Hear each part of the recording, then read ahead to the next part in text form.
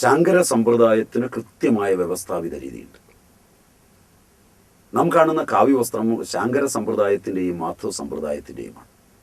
അതിന് പഠന രീതികൾ കൃത്യമായുണ്ട്. ഗുരുക്കന്മാർ ഉപദേശിച്ച് അതിൽ ലോപം വന്നിട്ടുണ്ടാവാം പലയിടത്തും.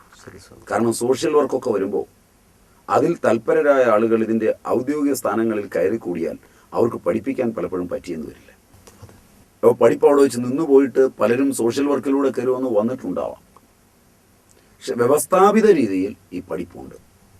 ബ്രഹ്മചര്യ ദീക്ഷ കഴിഞ്ഞിട്ടില്ലെങ്കിൽ, അതായത് ഉപനയനം കഴിഞ്ഞിട്ടില്ലെങ്കിൽ ബ്രഹ്മചാരിയായിട്ട് ദീക്ഷ എടുക്കണം. ഈ സമ്പ്രദായത്തിലെല്ലാം ശിഖ വയ്ക്കണം, നാന്ദീമുഖാദി പ്രായശ്ചിത്തങ്ങളൊക്കെ ചെയ്യണം. ആ ചടങ്ങുകളുണ്ട്. ആ ചടങ്ങുകളൊക്കെ കഴിഞ്ഞ് ഇവനെ ബ്രഹ്മചാരിയായിട്ട് അംഗീകരിച്ചു കഴിഞ്ഞാൽ ഇവൻ ശാസ്ത്രം പഠിക്കാൻ തുടങ്ങണം. പഴയ കാലത്ത് 12 കൊല്ലമെങ്കിലും പഠിക്കണം. അതിനിടയിൽ ഗുരുവിൻ്റെ പാദപൂജ ചെയ്യണം, മറ്റേ പാത്രം കഴുകണം, ഇതെല്ലാം വേണം. നാം കേൾക്കുന്ന രംഗനാഥാനന്ദയും ഒക്കെ കുറേ കാലം പാത്രം കഴുകിയിട്ടുള്ള വളരെ മഹാന്മാരായിട്ടുള്ളവരൊക്കെ അങ്ങനെ ചെയ്തിട്ടുള്ളതാണ്. മറ്റൊരാളിൻ്റെ കാര്യത്തിൽ പറഞ്ഞ് പഠിപ്പിക്കുന്നതാണല്ലോ ഉചിതമായ വഴി. അപ്പോൾ അങ്ങനെ ആണ് ഈ ഉന്നതന്മാരെല്ലാം രംഗത്ത് വന്നിട്ടുള്ളത്. നല്ല പോലെ പണിയെടുക്കണം, ഗുരു പറയുന്നത് അനുസരിക്കണം. പഴയ സമ്പ്രദായങ്ങളിൽ പലയിടത്തും പല ഗുരുകുലങ്ങളിലും ഇന്നു പോലും ഭിക്ഷ എടുക്കാൻ പോകണം. ആദ്യം ഇവൻ്റെ അഹന്ത പോകണം.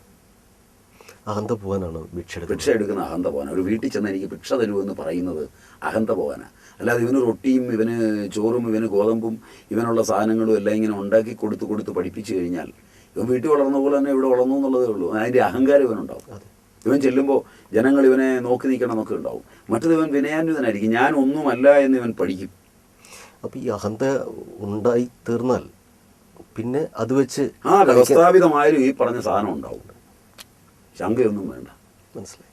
അപ്പോൾ അഹന്ത പോകാനാണ് ഇവർ ഭിക്ഷയ്ക്ക് വിട്ടത്. ഭിക്ഷ എടുത്തു കൊണ്ടുവന്നാൽ തന്നെ അങ്ങ് തിന്നാൻ പറ്റില്ല. 4 ദിവസം ഭിക്ഷ എടുത്ത് അവിടെ വെച്ച് കഴിച്ചു കഴിഞ്ഞാൽ ഇനി ഗുരുവിൻ്റെ ആവശ്യമില്ല, തിന്നാനുള്ള വകയായി. മനസ്സിലായില്ല?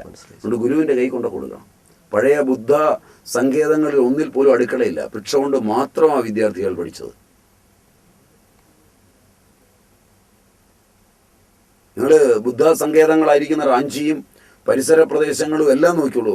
ബുദ്ധ വിഹാരങ്ങൾ എവിടെയൊക്കെ ഉണ്ടായിരുന്നു അവിടെയൊന്നും അടുക്കളയില്ല. പഴയ കാലത്ത് പാചകമില്ല, തീ പൂട്ടിയിട്ടില്ല.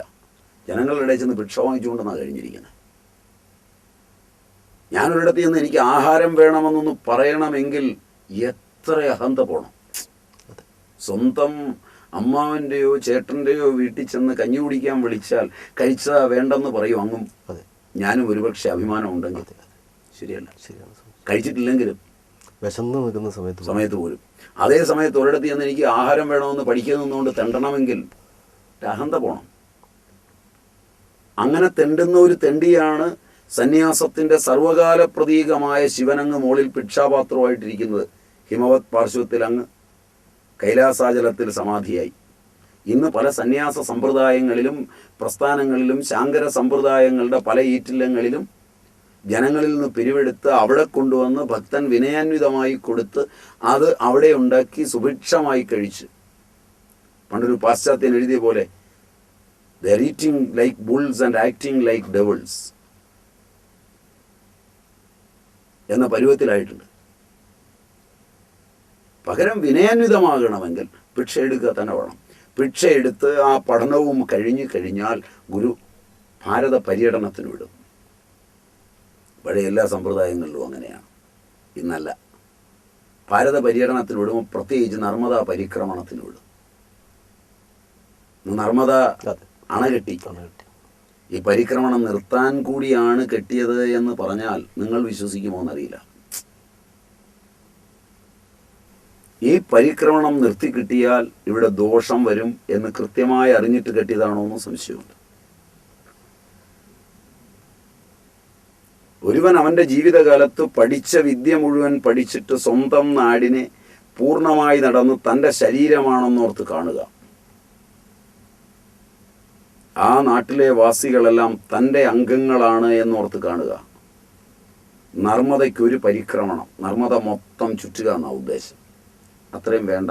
എവിടെ എത്തുമ്പോൾ അവന് വിഭൂതി ഉണ്ടാകുന്നുവോ അത് പരിക്രമണം തീർന്നു. ഉണ്ടായ വിഭൂതി എന്ന് ഗുരുവിനോട് പറയണം.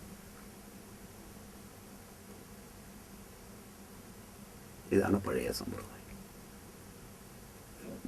അപ്പോൾ ഗുരു അനുഗ്രഹിച്ച് പൂർണ്ണദീക്ഷിതനായി അയച്ചു കഴിഞ്ഞാൽ അവൻ വിനയാന്വിതനായി തൻ്റെ സത്വത്തെ ശരിയായി, തൻ്റെ സ്വത്വത്തെ ശരിയാം വണ്ണം സ്വസ്വത്വം കണ്ടെത്തി. അതുതന്നെയാണ് ഈ ചരാചര ജഗത്തിൽ മുഴുവനെന്നറിയുമ്പോൾ ഒരു ജീവിയുമായി തനിക്ക് ഭേദമില്ലെന്നും അതുകൊണ്ട് തൻ്റെ ആനന്ദം തൻ്റെ ശരീരമായ ചരാചര ജഗത്തെന്ന തൻ്റെ രണ്ടാമത്തെ ആത്മാവ് കൂടെ ചേർന്നതാണെന്നും അനാത്മാവായിരിക്കുന്ന മുഴുവൻ കാര്യങ്ങളെയും നിരാകരിച്ച് ആത്മസ്വരൂപത്തിങ്കൽ മാത്രമേ ആനന്ദമഗ്നനായിരിക്കാൻ കഴിയുകയുള്ളൂവെന്നും വിഷയങ്ങളിൽ പറ്റില്ലെന്നും തിരിച്ചറിയും. പിന്നെ അവന് കർമ്മം ചെയ്യുകയോ ചെയ്യാതിരിക്കുകയോ ചെയ്യാം. കാരണം അവന് ചെയ്യേണ്ടതായ ഒരു കർമ്മവുമില്ല. ചെയ്തു എന്ന് വെച്ച് ഒരു പ്രയോജനവും അവന് കർമ്മം കൊണ്ടില്ല. ചെയ്തില്ല എന്ന് വെച്ചൊരു കർമ്മദോഷവും അവനെ തീണ്ടുന്നുമില്ല. ഇതിനാവർ സന്യാസം എന്ന് പറയും.